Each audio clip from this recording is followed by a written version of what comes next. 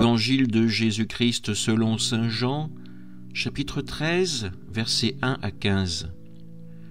Avant la fête de la Pâque, sachant que l'heure était venue pour lui de passer de ce monde à son Père, Jésus, ayant aimé les siens qui étaient dans le monde, les aima jusqu'au bout.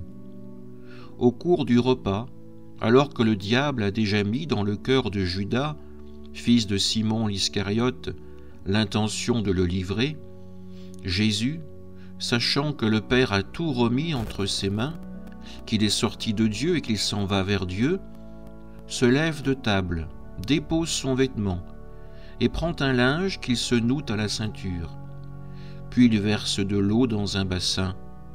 Alors il se mit à laver les pieds des disciples et à les essuyer avec le linge qu'il avait à la ceinture. Il arrive donc à Simon-Pierre qui lui dit « C'est toi, Seigneur, qui me laves les pieds ?» Jésus lui répondit « Ce que je veux faire, tu ne le sais pas maintenant. Plus tard, tu comprendras. » Pierre lui dit « Tu ne me laveras pas les pieds, non, jamais. » Jésus lui répondit « Si je ne te lave pas, tu n'auras pas de part avec moi. » Simon-Pierre lui dit « Alors, Seigneur, pas seulement les pieds, mais aussi les mains et la tête. » Jésus lui dit « Quand on vient de prendre un bain, on n'a pas besoin de se laver, sinon les pieds. On est pur tout entier. Vous-même, vous êtes purs, mais non, pas tous. » Il savait bien qui allait le livrer, et c'est pourquoi il disait « Vous n'êtes pas tous purs. » Quand il leur eut lavé les pieds, il reprit son vêtement, se remit à table et leur dit « Comprenez-vous ce que je viens de faire pour vous ? Vous m'appelez Maître et Seigneur, et vous avez raison, car vraiment je le suis. Si donc moi, le Seigneur et le Maître, je vous ai lavé les pieds, vous aussi, vous devez vous laver les pieds les uns aux autres. C'est un exemple que je vous ai donné, afin que vous fassiez vous aussi comme j'ai fait pour vous. Acclamons la parole de Dieu. Frères et sœurs, nous voici réunis en ce jeudi saint, au seuil du Triduum pascal, dans l'intimité de la dernière scène. L'Évangile de Jean nous offre une scène bouleversante. Jésus, le Fils de Dieu, se lève de table, prend un linge et se met à laver les pieds de ses disciples.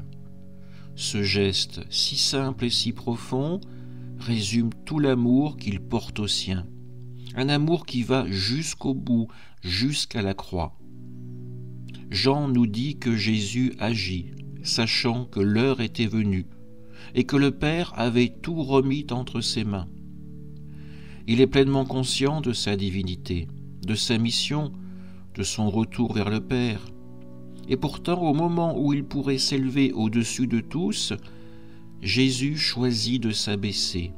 Lui, le Maître et le Seigneur, prend la posture d'un serviteur, d'un esclave, pour laver les pieds poussiéreux de ceux qu'il a appelés ses amis. Quelle leçon d'humilité!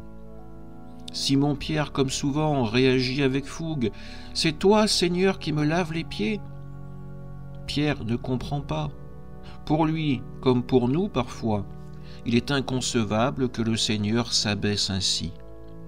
Mais Jésus insiste. « Si je ne te lave pas, tu n'auras pas de part avec moi. » Ce lavement n'est pas seulement un acte de purification, c'est une invitation à entrer dans la communion avec lui, à accepter son amour qui se donne sans condition.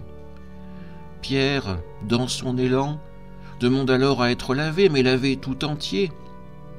Mais Jésus lui rappelle que ceux qui sont déjà purs n'ont besoin que d'un geste simple, un symbole de cet amour qui renouvelle et soutient. Au cœur de ce moment, une ombre plane. Judas est là, et Jésus sait qu'il va le livrer. Pourtant, il ne l'exclut pas.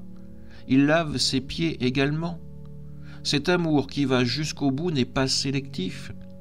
Il s'offre même à celui qui choisira la trahison.